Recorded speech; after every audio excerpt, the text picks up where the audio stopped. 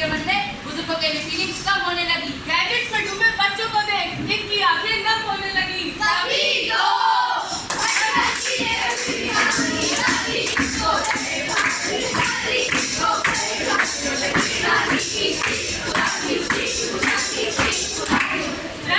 के जमाने में जेन ज़ी के ज्ञान चक्षु खुल गए।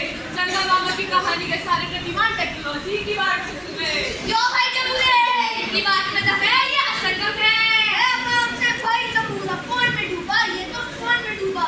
उफ, नहीं जबूरे, अब तुम मत ऐसा करना। चिंता मत करो साथियों, मैं फोन में नहीं डूबा। दोस्तों को मैसेज कर रहा हूँ। हम सब यहाँ हैं, भी यहीं बुलाना।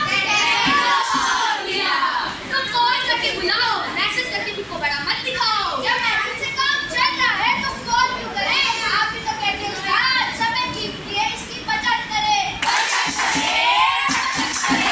पर संदेश का ये तरीका मुझे सही नहीं लगता। यही तो दिक्कत है आप जेन एक्स के लोगों की, जो हम जेन ज़ी की बात समझने को तैयार ही नहीं है। बस बस जबूरे, इतना मत बोलो। उस्ताद पुराने हैं, इतनी छोटी सी बात पर उनकी बुद्धि मत बोलो। अब क्या कहें, खुद की नजरों में स्मार्ट हो गए। टेक्नोलॉजी नहीं, ये तो खुद टेक्नोलॉजी के पार्ट हो गए।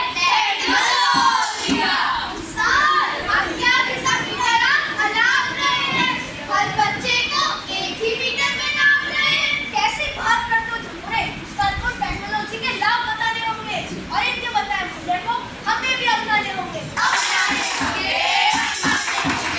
अब हमारा जमुना भी हमसे आगे निकल गया। गुरु गुरु चेला चीनी हो गया। जैसे अब हर बच्चा टेक्नोलॉजी का दास हो गया, संस्कारों का हाथ हो गया।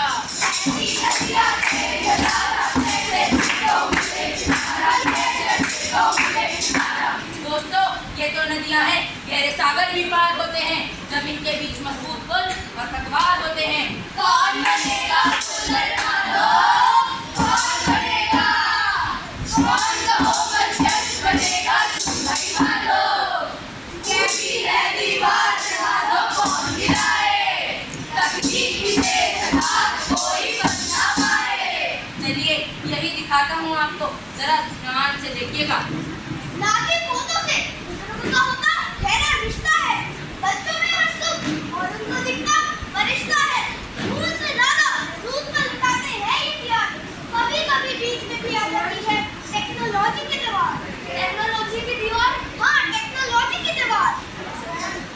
मगर इसे गिराना जरूरी है, वरना जेन एक्स और जेन ज़ी के बीच दरार पड़ जाएगी और अपनेपन के रिश्तों में दूरी बढ़ जाएगी। दोनों पीढ़ियों के बीच कम समझ विकसित करने को जान माता पिता पुल बनकर के खाई बांटते हैं। जेन एक्स और जेन ज़ी में समझ विकसित करने को ये अपने अनुभव बांटते हैं। अच्छा, वो कैसे? जरा हमें भी बताइए। बताएंगे नहीं, दिखाएंगे। जेन एक्स और जेन ज़ी के बीच होती बीती मातों का लोग हम भी उठाएंगे। जेन एक्स की दादी हमेशा रसोई में कुछ ना कुछ कूटती पीसती रहती है। और जनरेशन ज़ी का रोहन सारा दिन मोबाइल लैपटॉप के साथ बिताता है।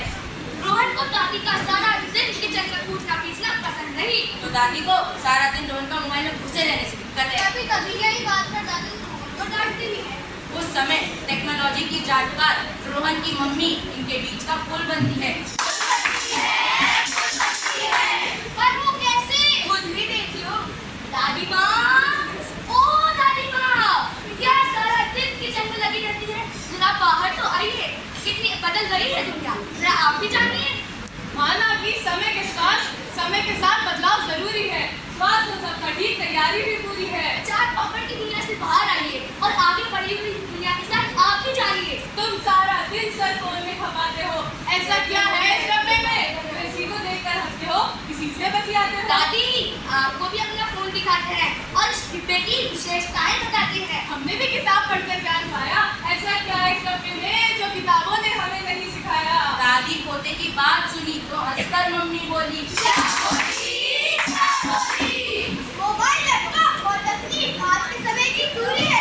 संसार के कदम से कदम मिलाकर चलने के लिए इनका नॉलेज जरूरी है। उन्नति का हाथ खोलते हैं, जो चाहे वही बोलते हैं। मनुष्य से आगे की सोचते हैं। उनके हर सवाल का फल में जवाब देते हैं। तभी तो धरती से अंतरिक्ष की घर बैठे सैर करवाते हैं, हमें अपने प्रियजनों से चुटकियों में मिलवाते हैं। देखिए, आज पूरे ब्रह्मांड में भारत का परचम लहरा रहा है। अंतरिक्ष से लौटे शिवांशी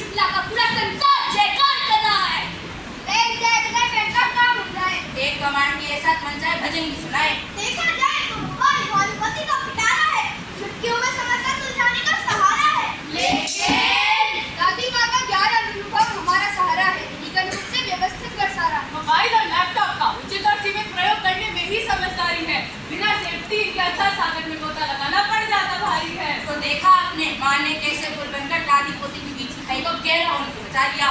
दादी को पोते का साथ मिला, पोते को एक काम बता दिया, दादी को पोता सिखाए टेक्नोलॉजी। जैसे साथ बताए समय ये हल भी निकाल लिया।